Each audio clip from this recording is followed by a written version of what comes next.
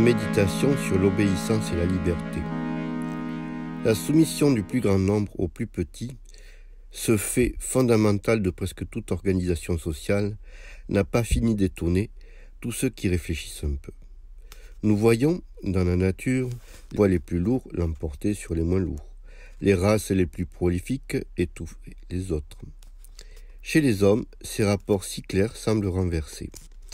Nous savons, certes, par une expérience quotidienne, que l'homme n'est pas un simple fragment de la nature, que ce qu'il y a de plus élevé chez l'homme, la volonté, l'intelligence, la foi, produit tous les jours des espèces de miracles. Mais ce n'est point là ce dont il s'agit. La nécessité impitoyable qui a maintenu et maintient sur les genoux les masses d'esclaves, les masses de pauvres, les masses de subordonnés, n'a rien de spirituel. Elle est analogue à tout ce qu'il y a de brutal dans la nature. Et pourtant, elle s'exerce apparemment en vertu de lois contraires à celles de la nature. Comme si, dans la balance sociale, le gramme l'emportait sur le kilo. Il y a près de 4 siècles, le jeune La Boétie, dans son Contre 1, posait la question. Il n'y répondait pas. De quelles illustrations émouvantes pourrions-nous aujourd'hui appuyer son petit livre? Nous qui voyons aujourd'hui, dans un pays qui couvre le 6e du globe, un seul homme saigner toute une génération. C'est quand sévit la mort que le miracle de l'obéissance éclate aux yeux. Que beaucoup d'hommes se soumettent à un seul par crainte d'être tués par lui, c'est assez étonnant. Mais qu'il reste soumis au point de mourir sur son ordre, comment le comprendre, lorsque l'obéissance comporte au moins autant de risques que la rébellion, comment se maintient-elle? La connaissance du monde matériel où nous vivons a pu se développer à partir du moment où, à Florence, après tant d'autres merveilles, a apporté à l'humanité, par l'intermédiaire de Galilée, la notion de force. C'est alors aussi seulement que l'aménagement du milieu matériel par l'industrie a pu être entrepris. Et nous, qui prétendons aménager le milieu social, nous n'en posséderons même pas la connaissance la plus grossière aussi longtemps que nous n'aurons pas clairement conçu la notion de force sociale. La société ne peut avoir ses ingénieurs aussi longtemps qu'elle n'aura pas eu son Galilée. Y a-t-il en ce moment, sur toute la surface de la Terre, un esprit qui conçoive même vaguement comment il se peut qu'un homme, au Kremlin, ait la possibilité de faire tomber n'importe quelle tête dans les limites des frontières russes? Les marxistes n'ont pas facilité une vue claire du problème en choisissant l'économie comme clé de l'énigme sociale. Si l'on considère une société comme un être collectif, alors ce gros animal, comme tous les animaux, se définit principalement par la matière dont il s'assure la nourriture, le sommeil, la protection contre les intempéries, bref, la vie. Mais la société, considérée dans son rapport avec l'individu, ne peut pas se définir simplement par les modalités de la production. On a beau avoir recours à toutes sortes de subtilités pour faire la guerre, un phénomène essentiellement économique, il éclate aux yeux que la guerre est destruction et non production. L'obéissance et le commandement sont aussi des phénomènes dont les conditions de la production ne suffisent pas à rendre compte. Quand un vieil ouvrier sans travail et sans recours périt silencieusement dans la rue ou dans un taudis, cette soumission qui s'étend jusque dans la mort ne peut pas s'expliquer par le jeu des nécessités vitales. La destruction massive du blé, du café, pendant la crise, est un exemple non moins clair. La notion de force, et non la notion de besoin, constitue la clé qui permet de lire les phénomènes sociaux.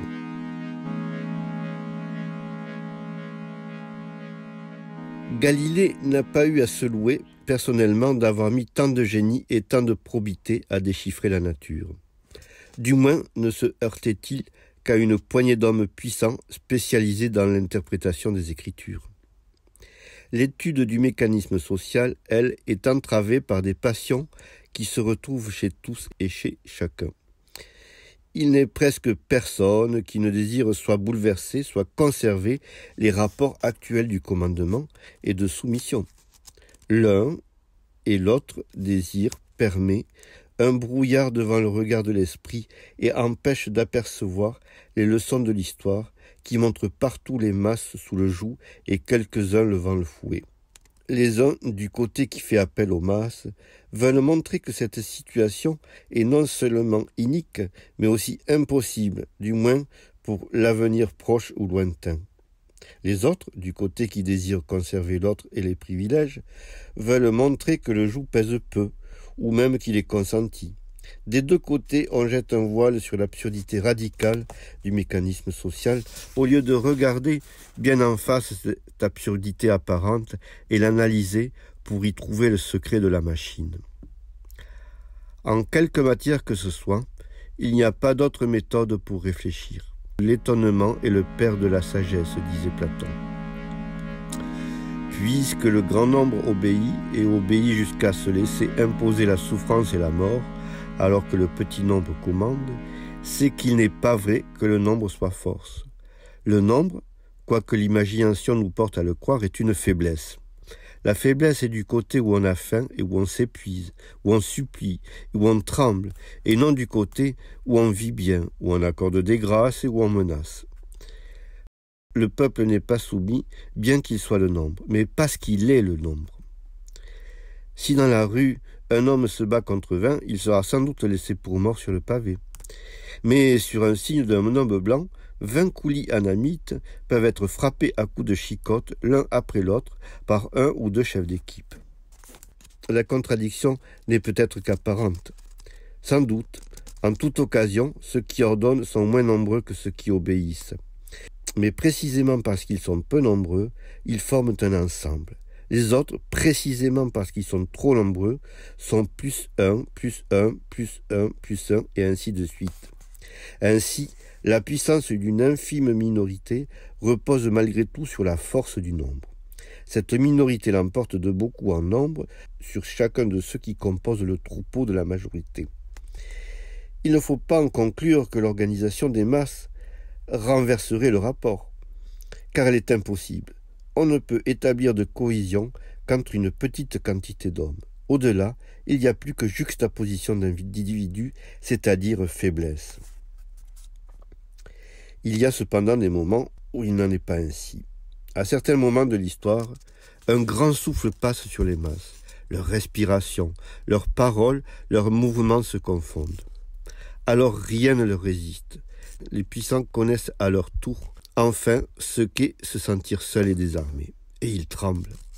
Tacite, dans quelques pages immortelles qui décrivent une sédition militaire, a su parfaitement analyser la chose. Le principal signe d'un mouvement profond, impossible à apaiser, c'est qu'il n'était pas disséminé ou manœuvré par quelqu'un, mais qu'il prenait feu, ensemble. Ils se taisaient, ensemble, avec une telle unanimité et une telle fermeté qu'on aurait cru qu'ils agissaient au commandement. Nous avons assisté à un miracle de ce genre en juin 1936.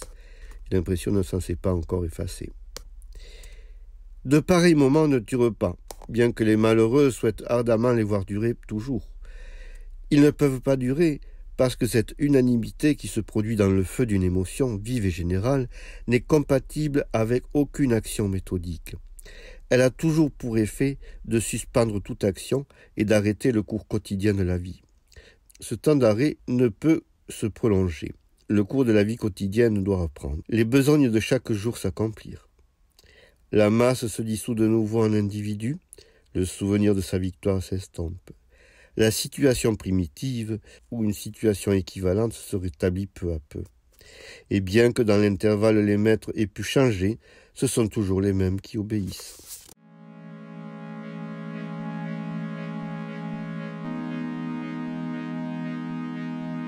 Les puissants n'ont pas d'intérêt plus vital que d'empêcher cette cristallisation des foules soumises, ou du moins, car ils ne peuvent pas toujours l'empêcher, de la rendre la plus rare possible. Qu'une même émotion agite en même temps un grand nombre de malheureux, c'est ce qui arrive très souvent par le cours naturel des choses, mais d'ordinaire, cette émotion à peine éveillée est réprimée par le sentiment d'une impuissance irrémédiable. Entretenir ce sentiment d'impuissance, c'est le premier article d'une politique habile de la part des maîtres. L'esprit humain est incroyablement flexible, prompt à imiter, prompt à plier sous les circonstances extérieures. Celui qui obéit, celui dont la parole d'autrui détermine les mouvements, les peines, les plaisirs, se sent inférieur, non par accident, mais par nature. À l'autre bout de l'échelle, on se sent de même supérieur, et ces deux illusions se renforcent l'une l'autre. Il est impossible à l'esprit, le plus héroïquement ferme, de garder la conscience d'une valeur intérieure, car cette conscience ne s'appuie sur rien d'extérieur. Le Christ lui-même, quand il s'est vu abandonné de tous, bafoué, méprisé, sa vie comptée pour rien, a perdu un moment le sentiment de sa mission. Que peut vouloir dire d'autre le cri « Mon Dieu, pourquoi m'avez-vous abandonné ?» Il semble à ceux qui obéissent que quelque infériorité mystérieuse les a prédestinés de toute éternité à obéir. Et chaque marque de mépris, même infime, qu'ils souffrent de la part de leurs supérieurs ou de leurs égaux, chaque ordre qu'ils reçoivent, surtout chaque acte de soumission qu'ils accomplissent eux-mêmes, les confirme dans ce sentiment. Tout ce qui contribue à donner à ceux qui sont en bas de l'échelle sociale le sentiment qu'ils ont une valeur est une certaine mesure subversive. Le mythe de la Russie soviétique est subversif, pour autant qu'il peut donner aux manœuvres d'usine communiste renvoyées par son contremaître le sentiment que malgré tout, il a derrière lui l'armée rouge et Magnitogorsk, et lui permettre ainsi de conserver sa fierté. Le mythe de la révolution historiquement inéluctable joue le même rôle, quoique plus abstrait. C'est quelque chose, quand on est misérable et seul, que d'avoir pour soi l'histoire. Le christianisme, dans ses débuts, était lui aussi dangereux pour l'ordre. Il n'inspirait pas aux pauvres et aux esclaves la convoitise des biens et de la puissance, tout au contraire, mais il leur donnait le sentiment d'une valeur intérieure qui les mettait sur le même plan, ou même plus haut que les riches. Et c'était assez pour mettre la hiérarchie sociale en péril. Bien vite, il s'est corrigé, a appris à mettre entre les mariages et les enterrements des riches et les pauvres la différence qu'il convient, et à reléguer les malheureux dans les églises aux dernières places. La force sociale ne va pas sans mensonge. Aussi, tout ce qu'il y a de plus haut dans la vie humaine, tout effort de pensée, tout effort d'amour, est corrosif pour l'ordre. La pensée peut aussi bien, à aussi juste titre, être flétrie comme révolutionnaire d'un côté, comme contre-révolutionnaire de l'autre. Pour autant qu'elle construit sans cesse une échelle de valeurs qui n'est pas de ce monde, elle est l'ennemi des forces qui dominent la société. Mais elle n'est pas plus favorable aux entreprises qui tendent à bouleverser ou à transformer la société, et qui, avant même d'avoir réussi, doivent nécessairement impliquer chez ceux qui s'y vouent la soumission du plus grand nombre au plus petit, le dédain des privilégiés pour les masses anonymes et le maniement du mensonge. Le génie, l'amour, la sainteté méritent pleinement le reproche qu'on leur fait bien des fois de tendre à détruire ce qui est sans rien construire à sa place. Quant à ceux qui veulent penser, aimer et transporter en toute pureté dans l'action politique ce que leur inspire leur esprit et leur cœur, ils ne peuvent que périr, égorgés, abandonnés, même des leurs, flétris après leur mort par l'histoire, comme ont fait les Gracques.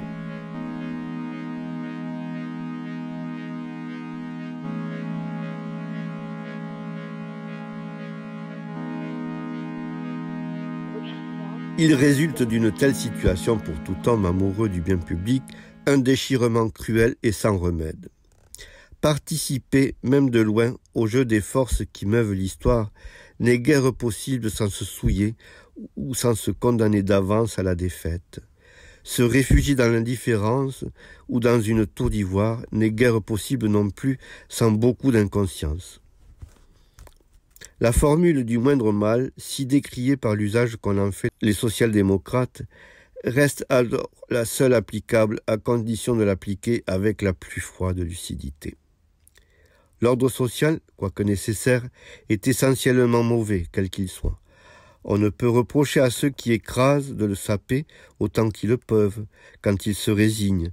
Ce n'est pas par vertu, c'est au contraire sous l'effet d'une humiliation qui éteint chez eux les vertus viriles. On ne peut pas non plus reprocher à ceux qui l'organisent de le défendre, ni de les représenter comme formant une conjuration contre le bien général. Les luttes entre concitoyens ne viennent pas d'un manque de compréhension ou de bonne volonté. Elles tiennent à la nature des choses et ne peuvent pas être apaisées, mais seulement étouffées par la contrainte. Pour quiconque aime la liberté, il n'est pas désirable qu'elle disparaisse, mais seulement qu'elle reste en deçà d'une certaine limite de violence. Simone Weil, extrait de Oppression et liberté, Paris Gallimard, 1955.